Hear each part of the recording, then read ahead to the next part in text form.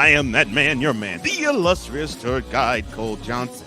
And on this episode, we're going to talk about franchise tags, accountability, rings not claimed by championships, and other matters of the like in all of sports. So glad you're here. Thank you for watching on the BS3 network on Roku TV. Thank you for downloading this and listening to this in the podcast on Spreaker. Thank you. And thank you to the YouTube family who is watching live, and I'll address the VIP zone all throughout the episode. But for right now, let us get to the headlines.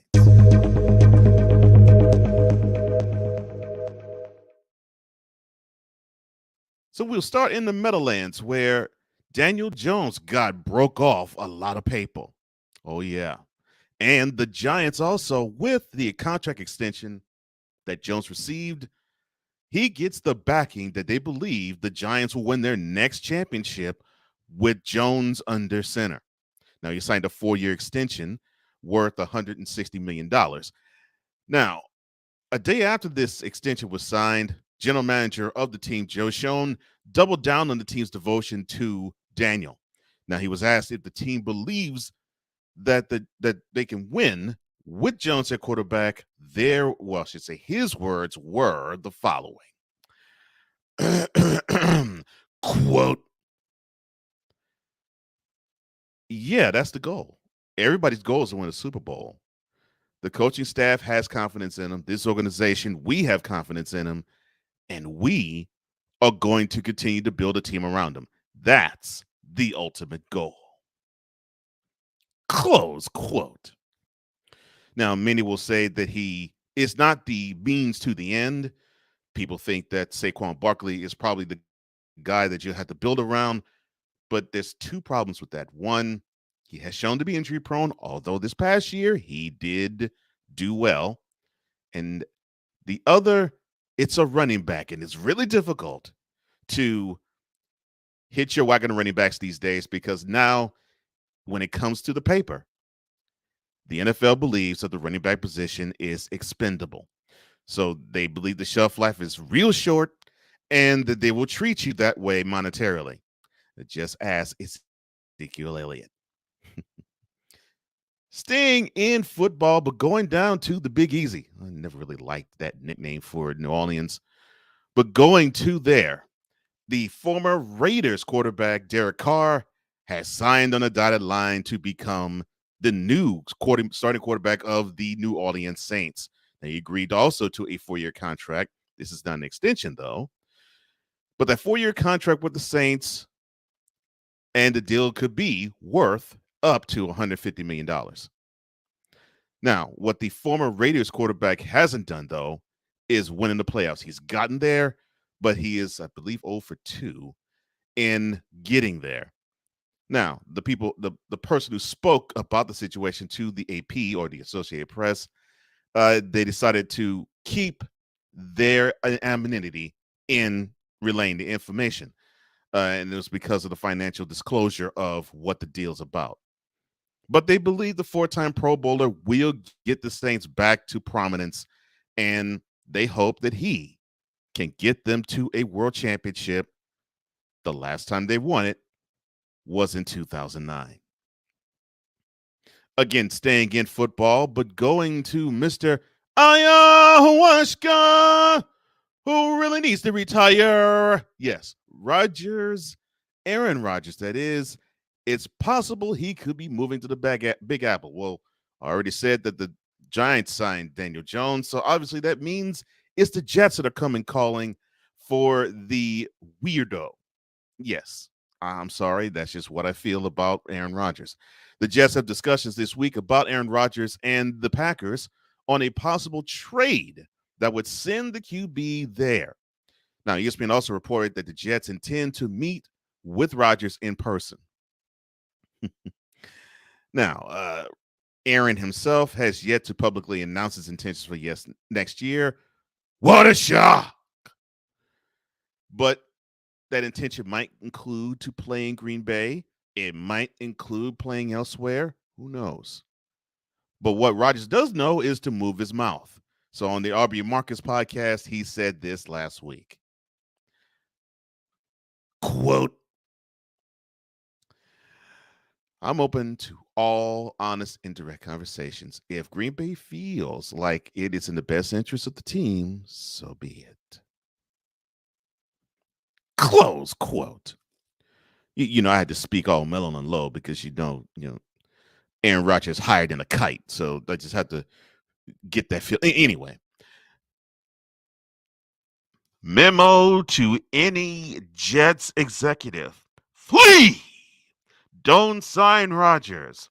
That prima donna needs to not don your sideline or sit under center. I don't care if you think that he is better than Zach Wilson. Don't sign Aaron Rodgers, please. Let the Packers deal with that drama and have him be off in retirement so they realize that they have messed another quarterback up in Jordan Love. Do that and we'll all be happy. And he can sip whatever the heck you call that crap somewhere else. On the ice. And the Flyers defenseman, Tony DeAngelo, he will be receiving a disciplinary hearing for a spearing incident. And it involved the Lightning forward, Corey Perry.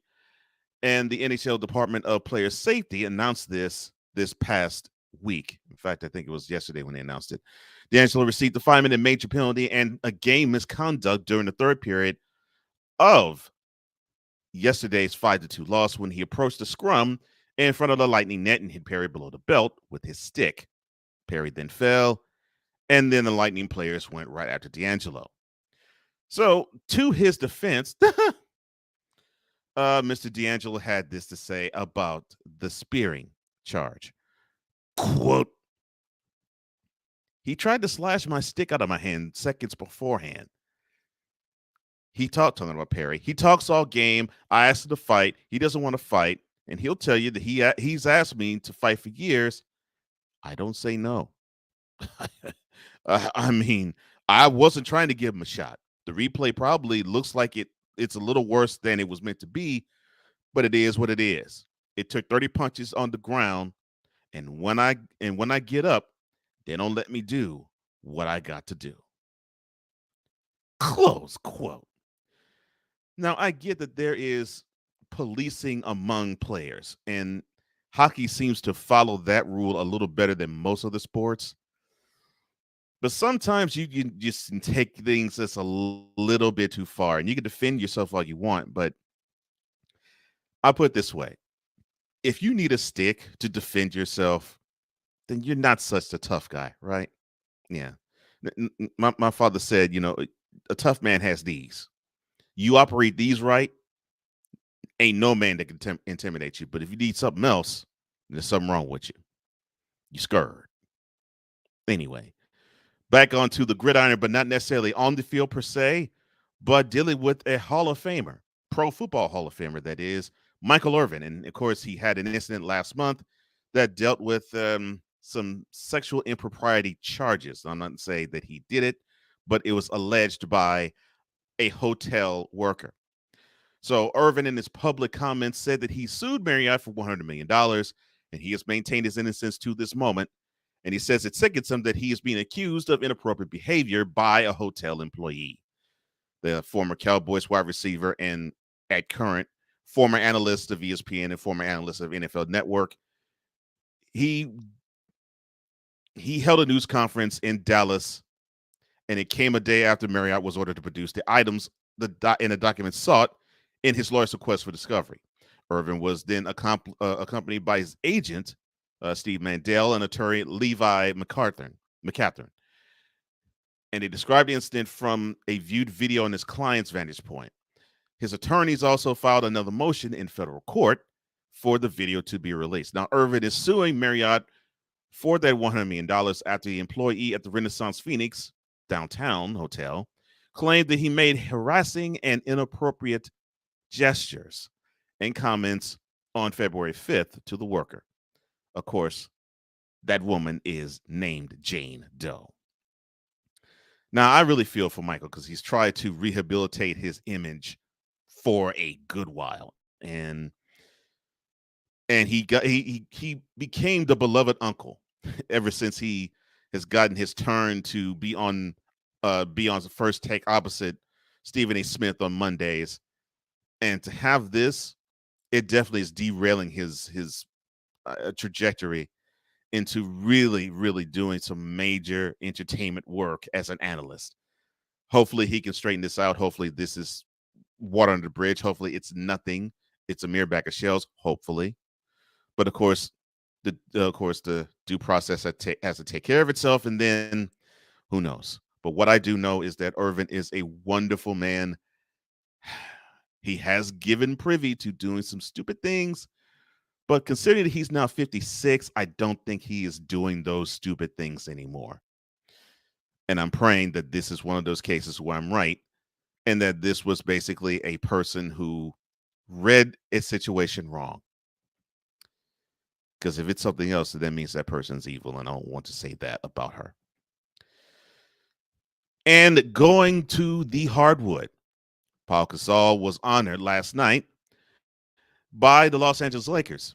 His jersey number 16 was retired officially, and it took his place right alongside longtime Lakers teammate Kobe Bryant, the late, great Kobe Bryant.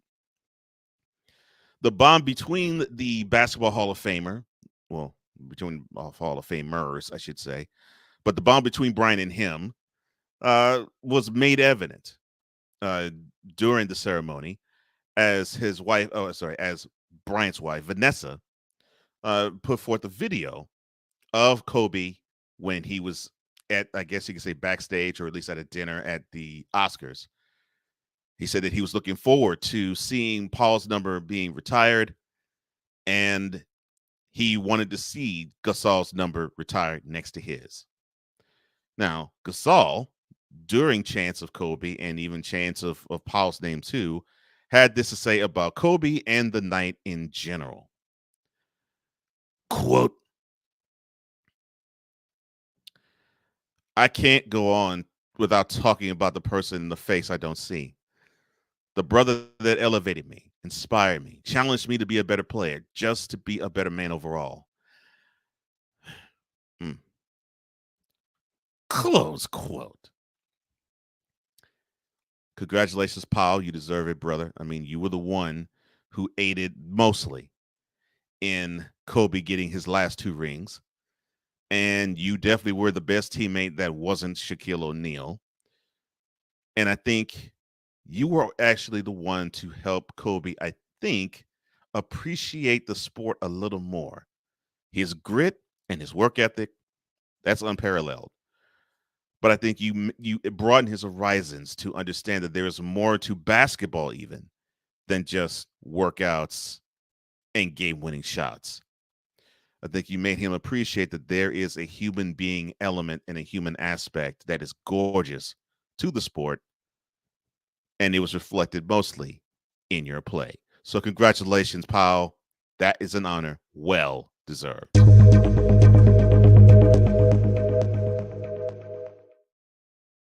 We will take a pause for the cause, and we'll come back to the hardwood, back for the Lakers, and I have an email to send to them regarding LeBron James. This is Cole Sports, and I'm Cole Johnson. Be right back.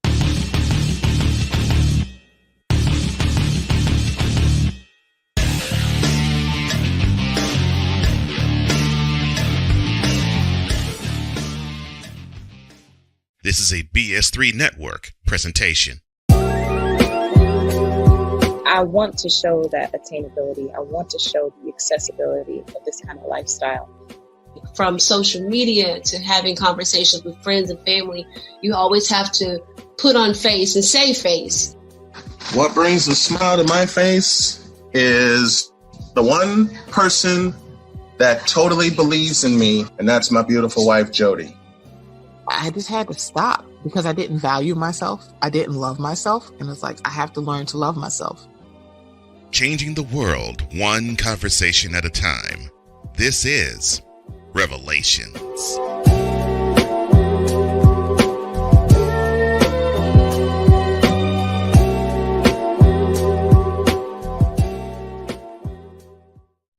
Are you looking for something to do on your lunch break? Well, there's a show on the BS3 Network that has only 4 words to say to you. We ready. We ready. We ready for y'all. We ready. We ready. We ready for y'all.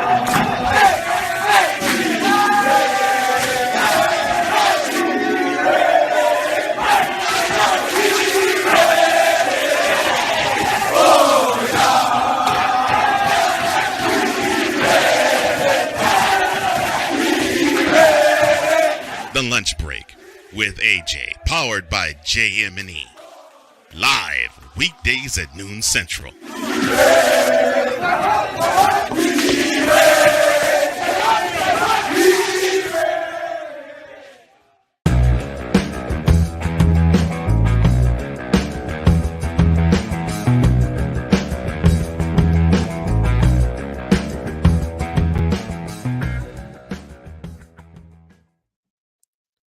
Welcome back to Cole Sports. I'm Cole Johnson.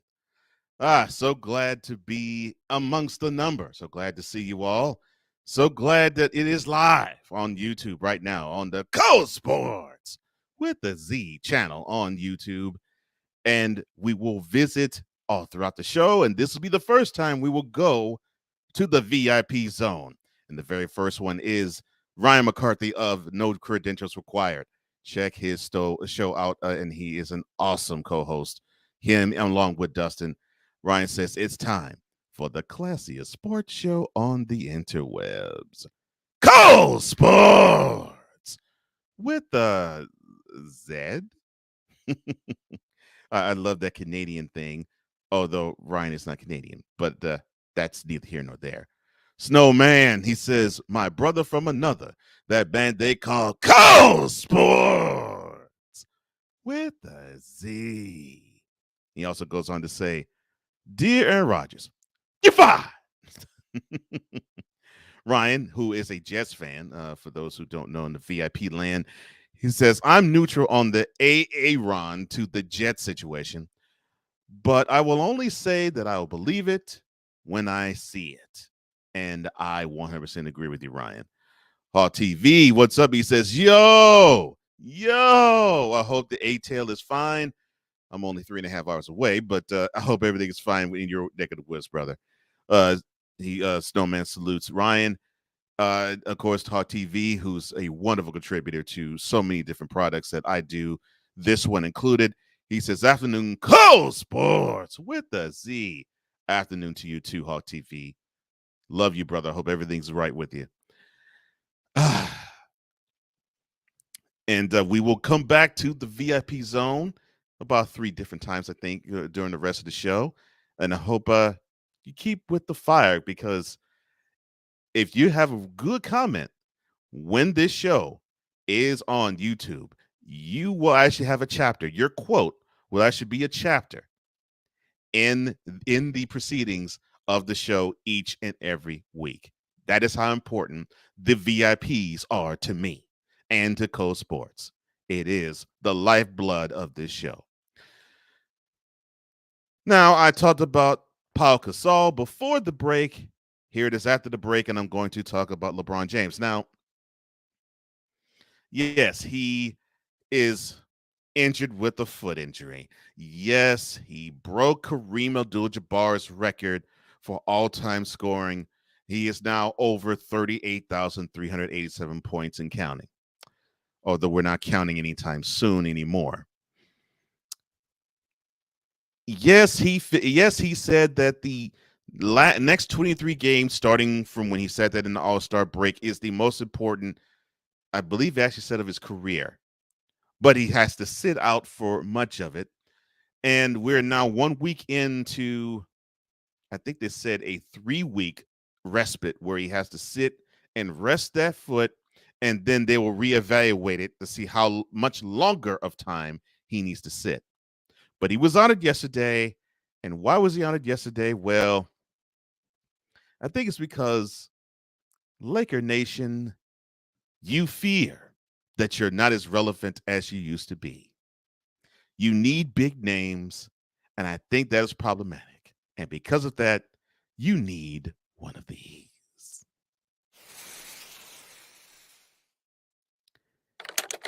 Email Los Angeles Lakers. Subject of email. Big names just ain't enough. Body of email.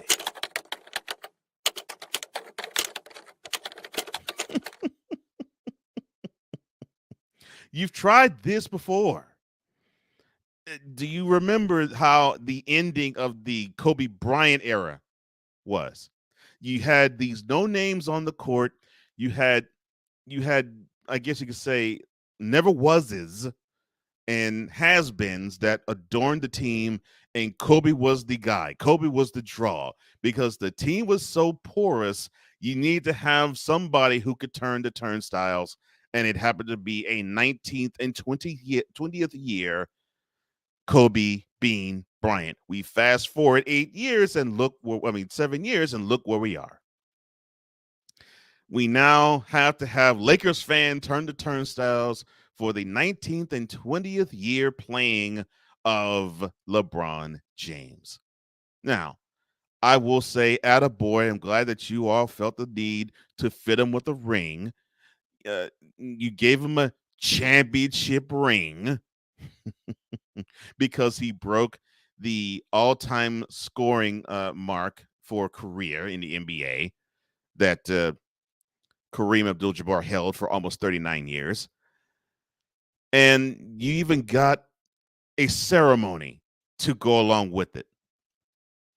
And, the ring, which was done by Elliot Elante, it was gorgeous. It was beautiful. It was splendid. It was absolutely gorgeous. Diamond encrusted pendant, solid gold, and an infinity link chain, which is fastened on with the NBA logo set in diamonds. Gorgeous ring, but it's a little too much. I just can't go any further by saying that and stating that. It's a little too much. All right. So he's a 19-time All-Star. So he has scored more than 38,400 points in an NBA career. He's the kid from Akron that has done good. Well, you know what, Lakers? It doesn't matter. It doesn't matter. What you need is to have players on this squad that can perform and give you chips. And if you can have that, then you will have something. Until then, you basically have an attraction. That is what LeBron James is. If you believe that you're going to win a championship with him, Come on! if you believe that you're going to win a championship with him, if you believe you're going to win a championship with him, You've got to be joking me.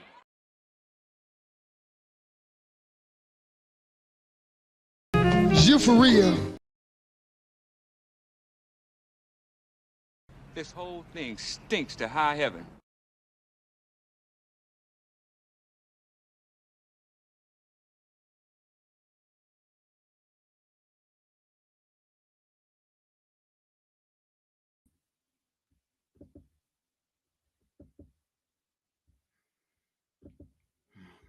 this is sad. Why is this happening? What's this turning on and turning off?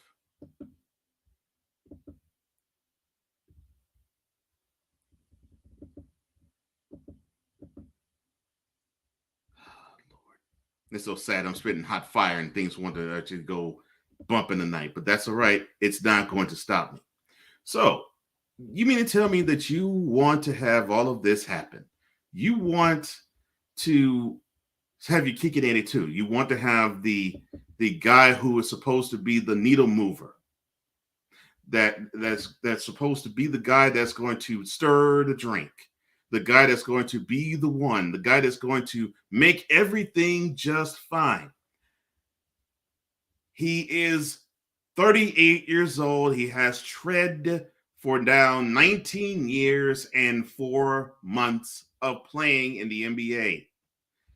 You're not going to have him play 80 games. You're not even going to have him play 70 games. Last year, you only had him playing 56. So now you have to find a way for a third of the season to have somebody else pick up the mantle, which means you got to have somebody who's in his prime. Somebody like Anthony Davis. And I said last week on this show that your wagon has to be hitched to him. Why? Because when healthy, including LeBron James, the best player the Lakers have is Anthony Davis. Without fail, without question, there is no debating it. What is up for debate is how you are philosophizing, how you bring your Lakers fandom, Laker Nation, Laker team, or whatever the heck you want to call them, into crypto.com arena. You're doing this as if it's smoke and mirrors, and you can't do this any longer. I'll put it to you this way. When I grew up, it was all about championships or nothing, or at least sniffing the championship. Because when I remembered the Lakers, they went to the World Championship round in the world. Oh, Lord. Okay, try this again.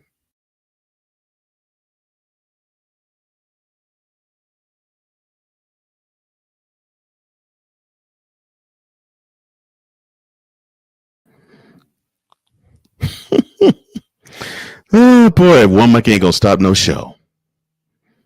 In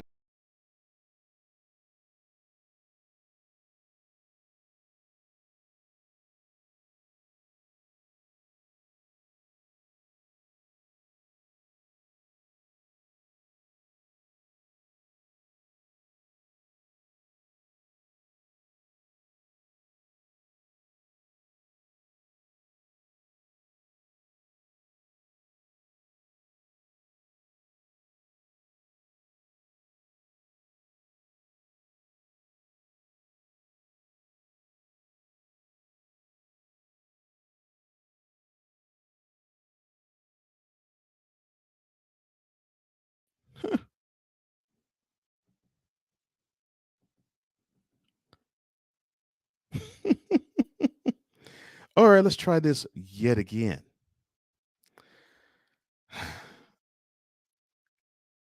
You got to find a way to bring a championship team onto the court. If not, you're going to be stuck, Lakers.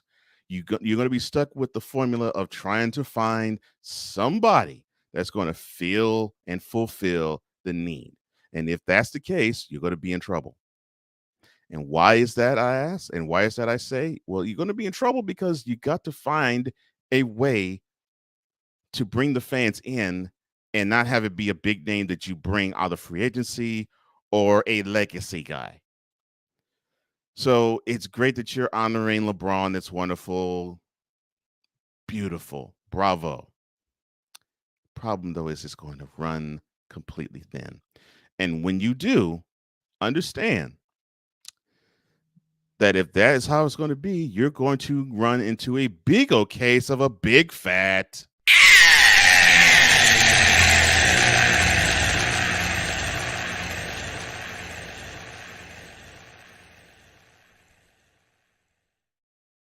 I'll be back in a moment.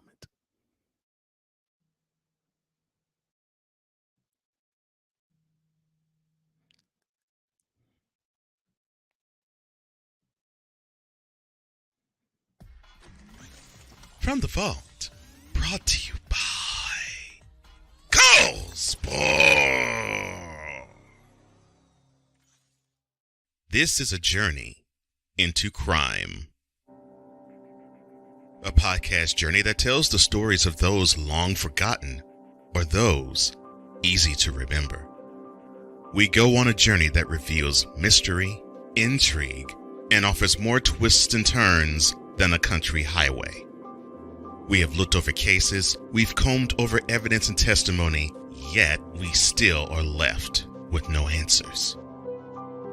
Sometimes, in order to get a deeper understanding of something, you must return to view.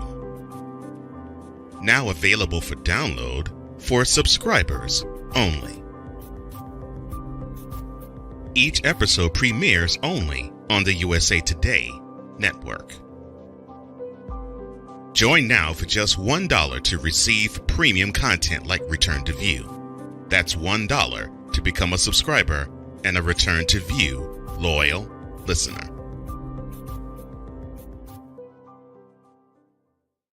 Alicia. You can't hold somebody to that standard if you haven't voiced what you want and what you're needing from that.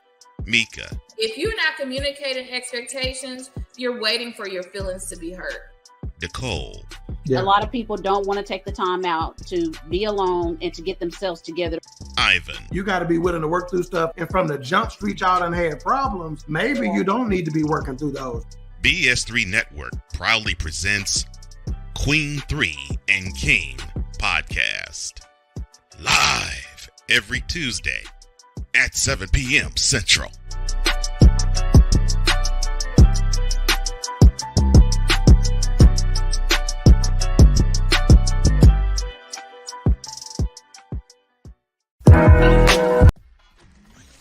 From the Vault, brought to you by Go Sports.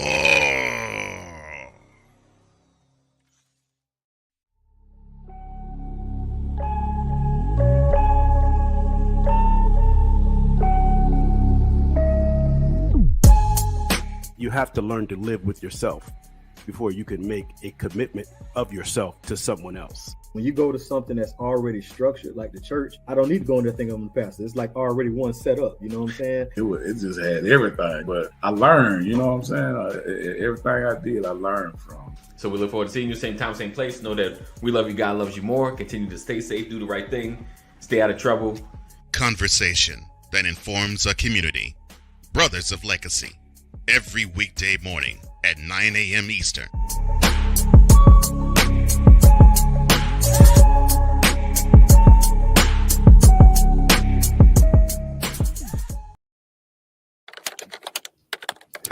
Cole Johnson, Cole Sportz, Cole Sportz with a Z on gmail.com.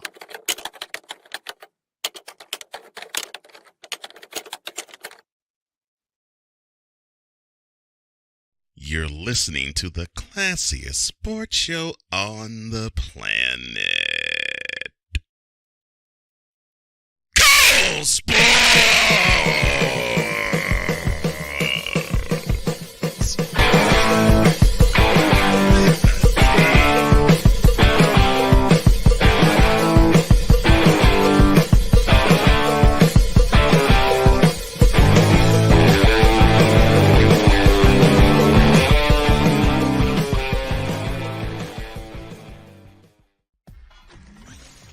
From the Vault, a look back at a key moment in sports history.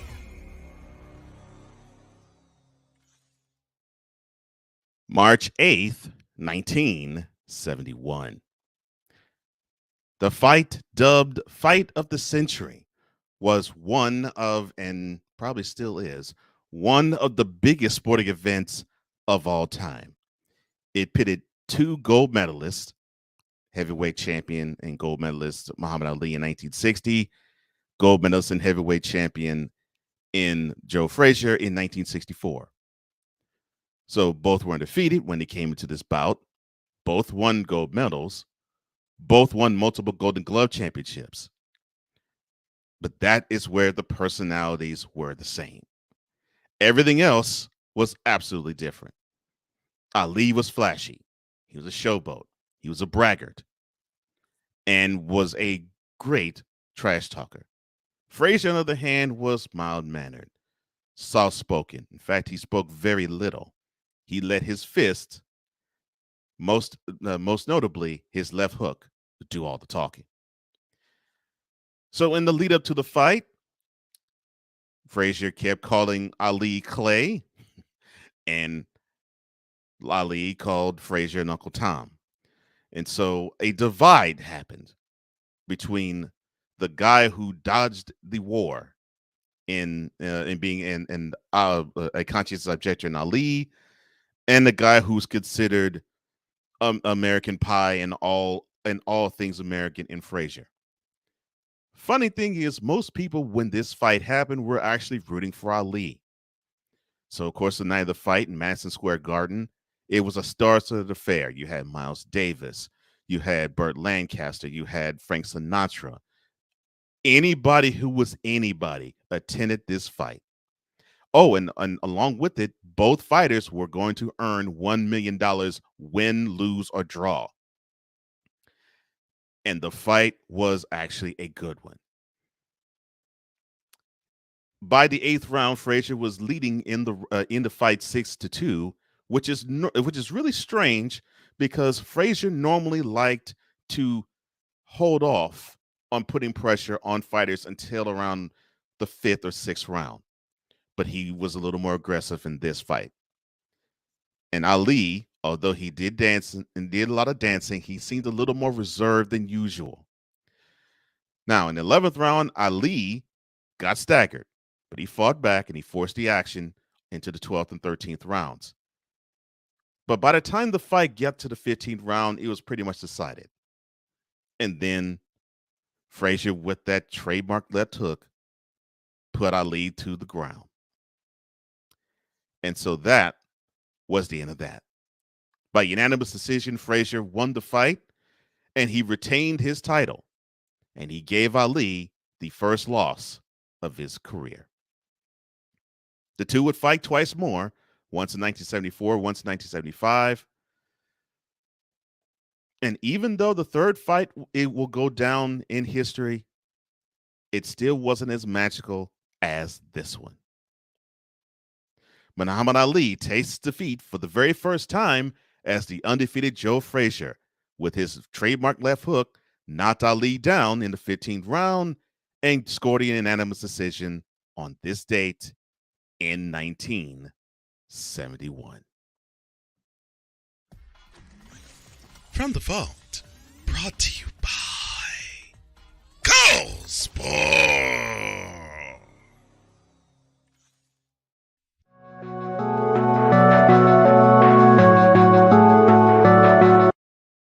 I want to do a TED Talk, but I don't have anything to talk about yet. I'm getting there. Life is for the living. We're not here that long. You can learn anything you want to learn without any money spent. What do I really enjoy? What do I really want out of life? I am your host, WIZE. Are you in a life-holding pattern? Well, this is for you. Welcome to the Stuck in My Mind podcast.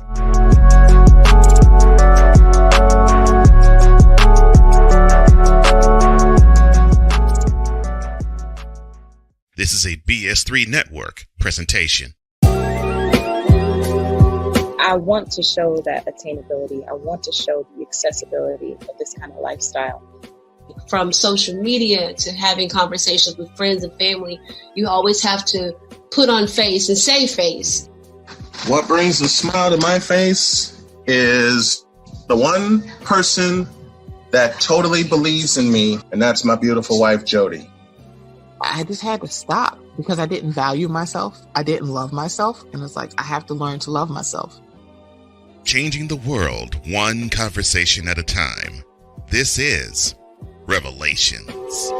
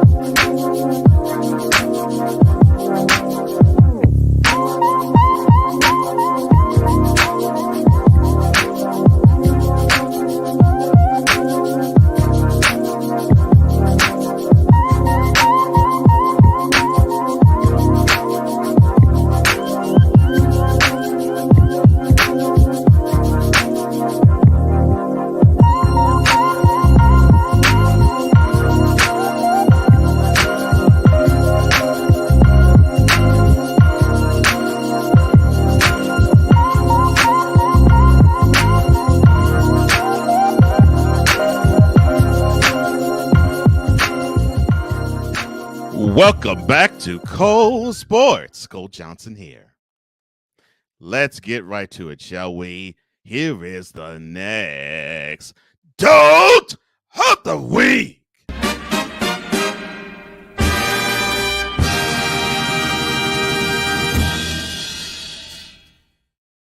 DOLT of the week is sponsored by nobody. The winner of this episode's DOLT of the week is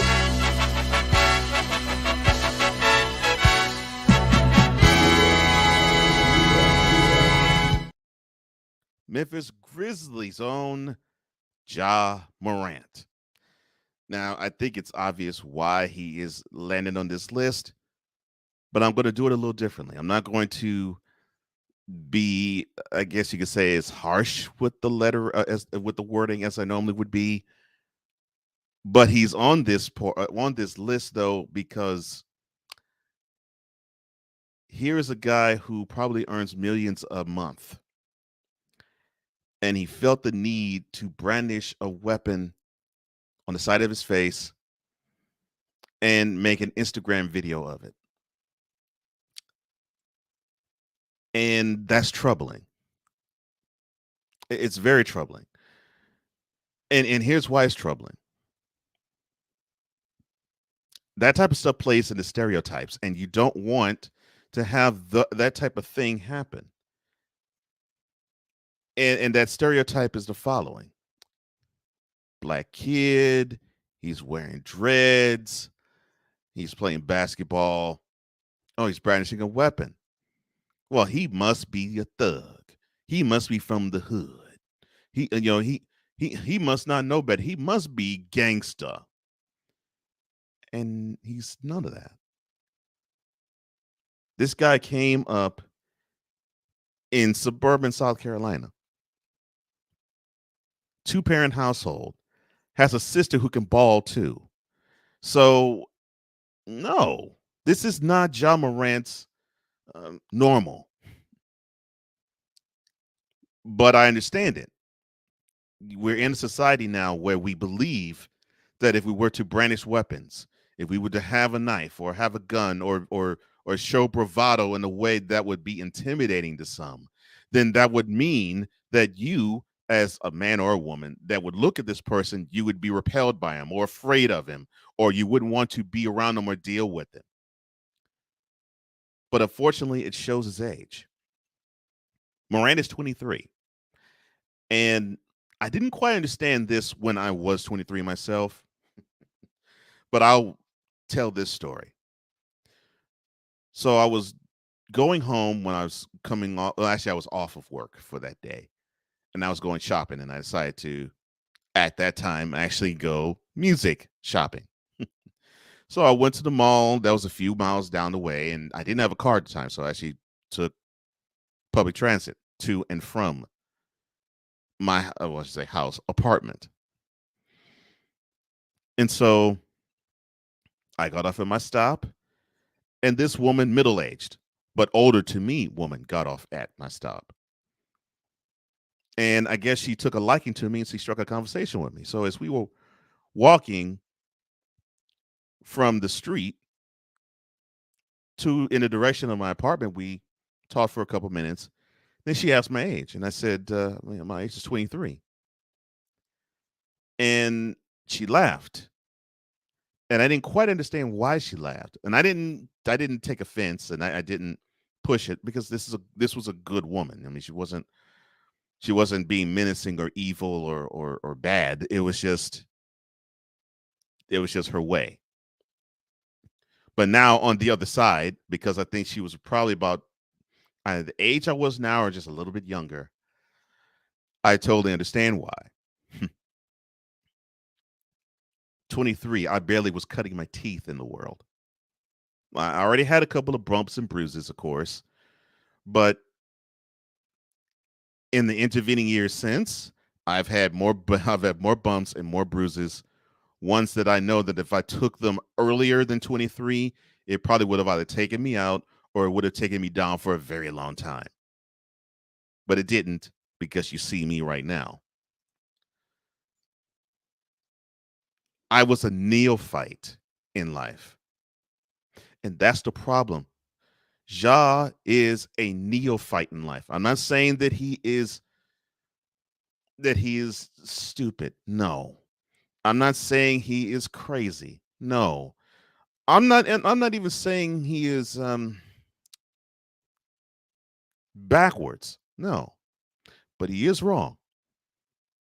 He is 100% wrong in how he was handling the pressures, as I think he said, of the rigors that is a millionaire in the NBA. So, of course, when you are in a city like Memphis and you play in a league like the National Basketball Association and you're getting money hand over fist, there's expectations that are heaped upon you. Some that not even guys 5, 10, 15 years even older than he is could handle correctly. So why should we expect a 23-year-old to handle it correctly? Well, here's why. We all seem to want to put athletes on a pedestal. We all want to simply place him or her in a lofty position to the point where if they were to slip and fall slightly, not even to the degree that Ja did, if they slip slightly, then there is a problem. There's an overall problem, not just with him in this case, but it's an overall problem with the NBA players in general. Wow. So Morant's doing this. So that means all of them are thugs. Well, then that's why we don't want to follow that sport, because the sport's full of thugs. That is the problem. And the thing is, Morant is not a thug. Now, has he and his entourage done some thuggish behavior? Yes. Allegedly. I'm not saying this happened. Allegedly, he invited some children to his house, and allegedly he pistol whipped a 17-year-old. This happened during the off season. So this was like last summer. Allegedly, late January, when the Grizzlies were visiting Indianapolis for the only time of this year for them, his entourage acted like goons and trained infrared beams directed at an Indiana Pacers party. And when I mean party, I mean people, not event. His goons had infrared beams trained in the direction of Pacer personnel. Oh, and by the way, in the passenger's side seat was Ja, allegedly. And allegedly, that video that we saw of Morant on Instagram, which he has taken his Instagram down, he's taken, I think, his TikTok down, and I know he's taken his Twitter down. He was brandishing a weapon, having it rub the side of his face. Now, what isn't alleged is that we all saw that he was brandishing a weapon and he put that on Instagram Live. That isn't up for debate. That isn't alleged. That actually is fact. So he put to us the statement that he's going to take some time off, and people were alarmed that he was only suspended for 2 days, but they forgot there was at least in front of those words 2 days, 2 games, I mean. But the suspension, I don't care about. The actions that the Grizzlies are taking, I don't care about either. What I do care about is simply put the rehabilitation of Morant's psyche. I want him, I want his mother, I want his father, T, and I want his children to bring out the best part of what Ja is. Bring out the best part of this guy. Let him understand why life is worth living. Let him get to the understanding that he does not need to be a tough guy, that he does not need to have this false bravado. He does not need to show that as a man that this is what you're supposed to do, because I'm a full-fledged man right now, Ja. You don't need that to prove that you're a man. In fact, when you have that, you are putting a bullseye on you, and it is things that cause attention that those 4, 5, 6, 7, 8, 9 years your junior would do,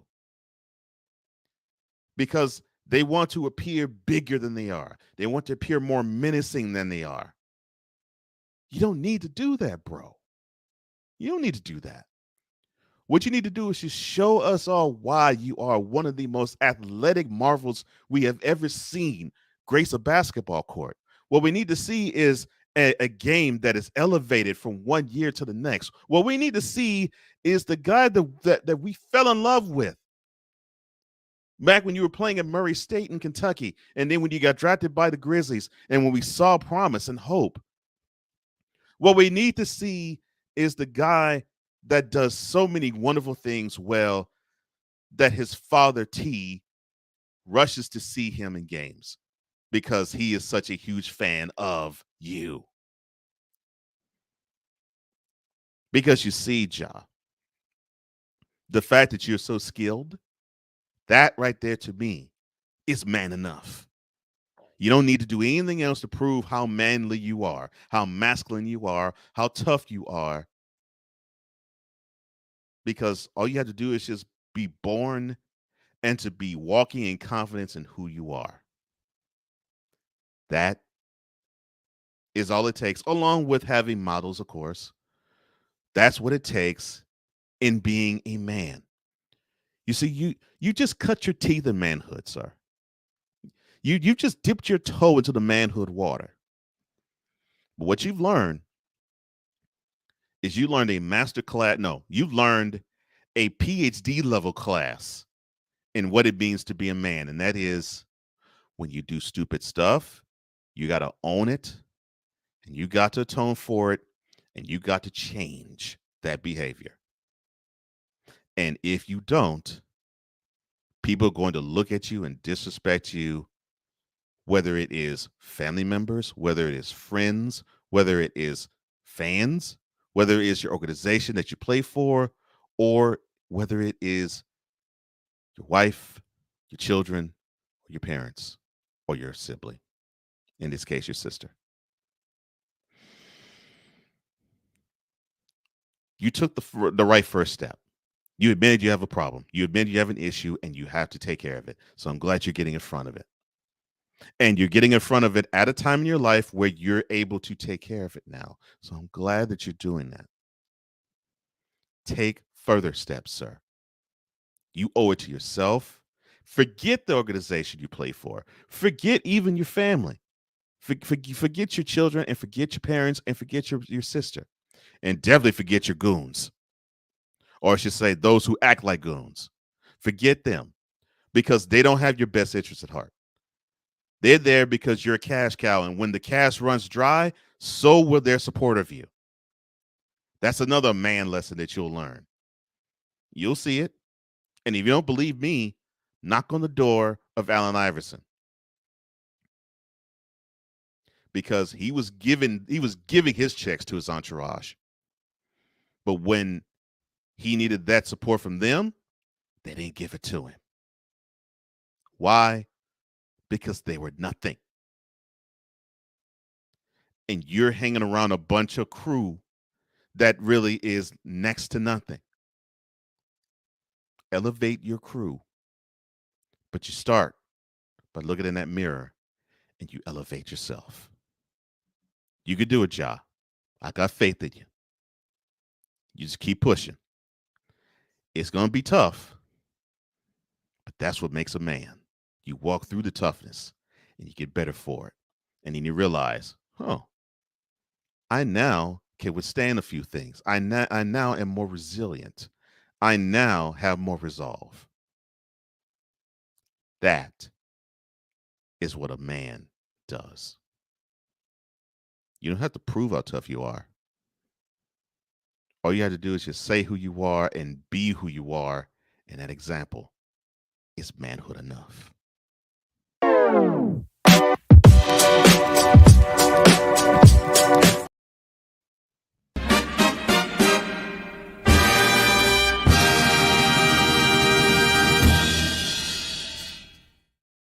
When I come back, the franchise tag and Lamar Jackson equals Baltimore Ravens saying bye-bye. This is Cole Sports with Cole Johnson. Be right back.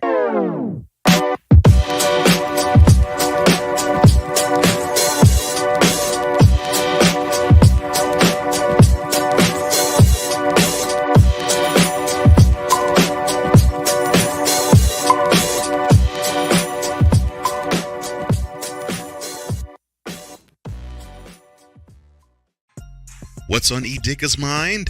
A and B, I'm going to see my way out of it. Because why?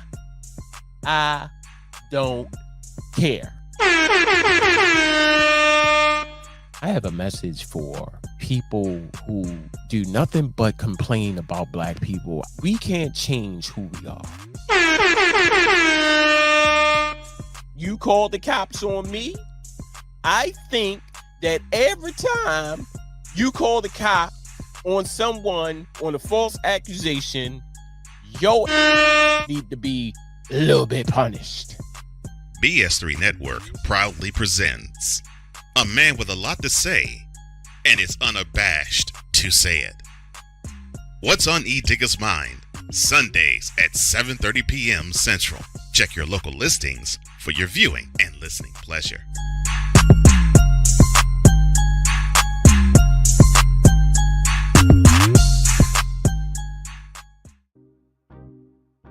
Quinn. Moment of clarity. I haven't watched BET in years. KP. Drake needs to come back with another triple platinum album. E. Digger. And then you have Ray J. Like, I can't stand that River Cricket. The Guru. Okay, the level of crack she's smoking, I don't want it.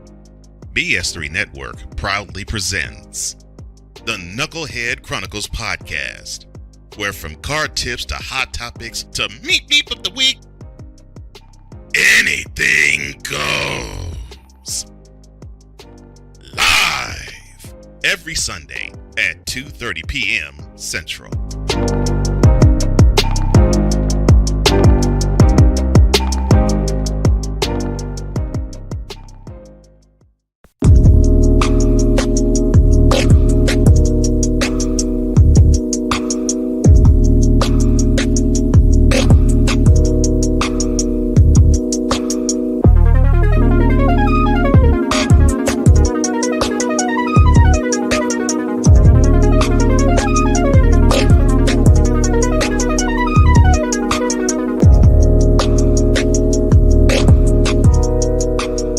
Coming up on next week's Summit of Cole Sports, we will talk about the NCAA tournament almost starting. That's right. Selection Sunday would have passed, and we'll be preparing for March Madness. Of course, along with it, the free agency period will begin in NFL, and we'll, of course, delve a little bit into the NBA waters as well. And of course, we're going to go in, probably send another email, and have our Dolt of the Week. You know how we get down. To the VIP zone we go. Hall TV, he says, LeBron showed the world that Yo King must be surrounded by other kings. 100. Yeah, for him, it's on and off the court. But sometimes admirable, and sometimes you shake your head at it.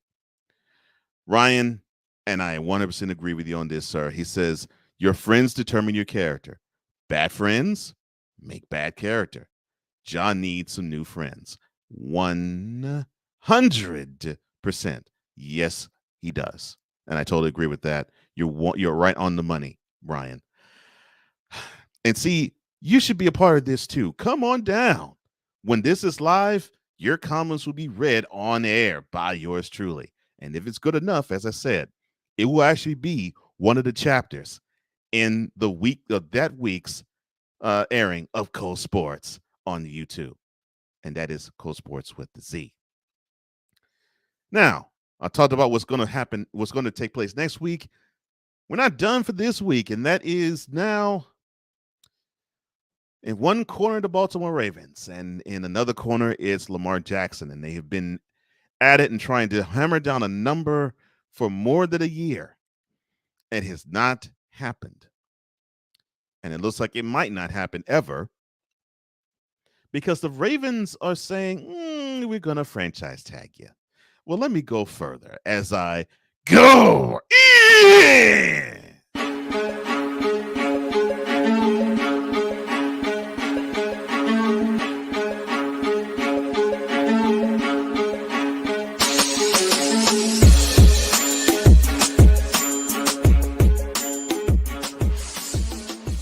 So it looks like the Ravens have decided to say, okay, so you want this type of money? Well, we're going to draw the line in the sand and say, get it. And it might come back to bite the Ravens. Now, people were all in an uproar because the Ravens did a double whammy. Not only did they franchise tag Lamar Jackson, they decided to make a non-exclusive franchise tag designation be placed upon him. Okay, here's the difference. So if a franchise tag is placed on a player, that means if it's exclusive, he can't sign with another team, and the team has to pay him. Basically, they have to pay him the average of the top 5 salaries of that position. So considering that many of the quarterbacks are earning between 43 and 50 million a year, the average mean would probably come out to be 45 or 46 million dollars, right?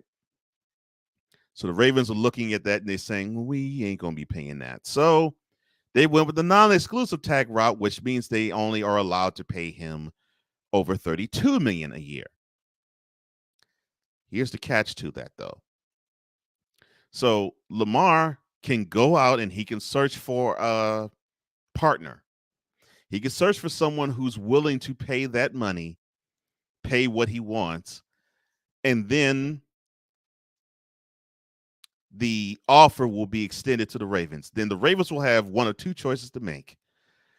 Either they can match that deal, or they could say, no, we're not going to match the deal. Whomever the team signs him, he's yours, but you're going to come off of 2 first-round draft picks to us. So the Ravens are thinking long-term, and I think what this is saying is they're thinking long-term without Lamar Jackson in mind. Now, there's many things that have thrown a monkey wrench in all of this. The second highest guarantee is 1, or at least the third highest, I should say, is 1, with Kyler Murray receiving $180 million, $89 million guaranteed. You have that in the forefront. You also have $165 million guaranteed from Deshaun Watson. And then you have Deshaun Watson, who has a $230 million guarantee on his contract. Now, you saw the commercial earlier. I visited What's on E. Digger's Mind back in September. And this was right after Lamar Jackson and the Baltimore Ravens parted ways in the negotiating table, with Jackson saying, we're not going to negotiate in the season. If we can't come up with a deal, then we'll have to do this after the season. And I remember saying then, you're not going to see them come to a deal. You're going to see the Ravens, if they didn't come up to a deal, you're going to see the Ravens slap a franchise tag on him. And then you will see Lamar sit out for the balance of the 2023 season. This is how I see it laying out. At the landscape of it all, you're seeing teams trying to bow out of signing him, which I find this to be an amazing development, really. because I think they're trying to say to Lamar Jackson, okay, so you're doing this without an agent, and you're also doing this, and you've been injured the last 5 games of both of your previous 2 seasons to end the season.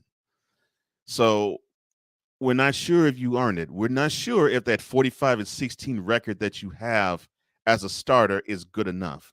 We're not sure if your unanimous MVP that you got in 2019 is enough. We're not sure that your one playoff victory that you have is enough because you have 3 playoff L's to match. And you have QBs that have not had as much experience or even had just about as much experience, and they've achieved more. Of course, Patrick Mahomes, Joe Burrow, Josh Allen, and now going to the NFC, Jalen Hurts. All those quarterbacks I named have advanced in the playoffs further than Lamar Jackson has. The furthest he's ever played, and it was only one time, it was a divisional round, and that was I think 20-3 loss that they took, the Ravens did, to the Bills. But all those quarterbacks I named, they've advanced their teams further than Lamar Jackson has. And this has nothing to do with his style of play. This has nothing to do with the fact he's black. This has everything to do with the fact that teams are looking at the quarterback market, and they're seeing that the market is out of whack, thanks to the Haslams. And they're seeing this talent that, although it is great and is prodigious, and it still has a lot to prove, they're also seeing that they don't want to handcuff their organization. And we can rave about the talent that Lamar Jackson has, and it is big time. He has a big time arm. He sometimes can be accurate with it. He can run. He can make good decisions running. He makes decent decisions in the pocket. And I think that is where people sort of pause with him. And that's where the Ravens are pausing with him. So they're looking at the quarterback market. They're saying, you mean to tell me Kyler Murray, who is nowhere near the talent that Lamar Jackson is, he's commanding that. He got an owner to sign off on that. And now you're going to have people who'd say, and I've seen it, Daniel Jones, he's earning $160 million for 4 years. No, that's too much. I've said this before, and I'll say this again. Don't get into these owners' pockets. A player is worth what an owner is willing to sign them to. And what, unfortunately, Lamar Jackson is learning is that the ownership group of the Ravens don't want to sign him to a deal that's favorable. Now, I've heard people say that he was offered close to the guarantee that Russell Wilson had, which is $165 million. He was offered close to that. Again, that's alleged. I have read in reports that the biggest offer that the team has given him was, I think it was like $290 million, but $133 million guaranteed.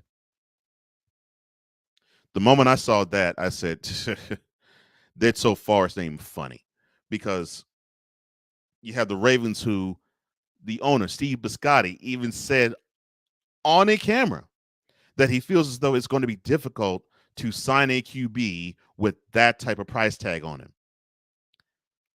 And I guess he was being prophetic because he can't sign his own quarterback. And a year later, he now has instructed his team to put a franchise tag on him. And not only that, put a non-exclusive franchise tag on him. And then you have Lamar himself. Now, he's seeing these deals go down. He's seeing the deal that Aaron Rodgers signed not quite this time, but about a week on this time last year. he's seeing Russell Wilson get the guarantee that he got, Kyler Murray getting the guarantee that he got, and now Daniel Jones, even though it's less, and Derek Carr, even though it's less, get the guarantees they got. And then to me, and I will still say this, you have Deshaun Watson, $230 million guaranteed, and I know Lamar Jackson is saying to them, to the brass, look, Deshaun and I have advanced as far in the playoffs as one another has. So the furthest Deshaun has advanced has been the divisional round. The furthest Jackson has advanced to has been the divisional round. The only difference is Jackson has an MVP, Deshaun does not. So he's seeing a fellow brethren with similar pedigree than his, except for an MVP, which that has a little more value and weight. And he's saying, look, a guy that you think and you find is comparable to me, I have an MVP on him. And he is drawing $230 million guarantee. Well, doggone it, I think I'm worth more. And I said, I think the number's 250. And I still believe that's the number he wants. And I still believe the Ravens were like, please, no. And when the Ravens slid their offer, I'm sure Lamar said, I don't think so. And so you have this stalemate, and now Jackson is trying to search for somebody to sign him. And then there's reports saying that teams like the Falcons and the Commanders, teams that actually were saying that they were in line for services of putting him, John Hancock, to contract, they're saying no. And I don't think it's because of Lamar.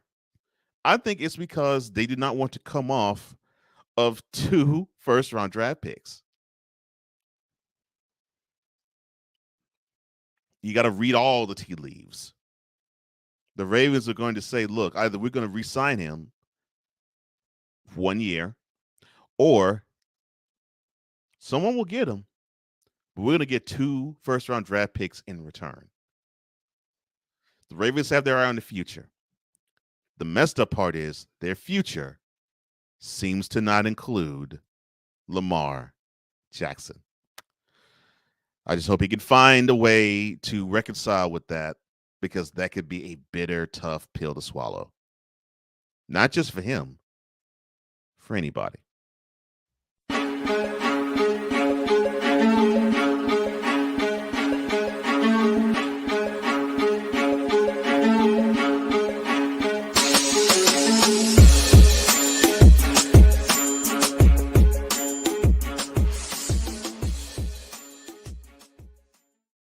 Now, if you feel led to donate to the program, all you have to do is go to cash.app/$host Cole Johnson. That's cash.app/$host Cole Johnson. Well, that's all the time I have. Thank you so much for joining me. Thank you to the VIP zone. I appreciate you all. And if you want to be part of the VIP zone, all you have to do is tune in live when Cole Sportz goes on the YouTube channel. That's Cole Sportz with a Z on YouTube, and your comments will be read on air. Now, understand, I have standards, so you just can't throw any type of comment up at me. But understand that, and you will be part of the VIP zone. Well, thank you so much for joining me. I am Cole Johnson, and have a wonderful weekend, everybody, and have a wonderful rest of your week, and be blessed and be highly favored. For now, I'm Cole Johnson, and this is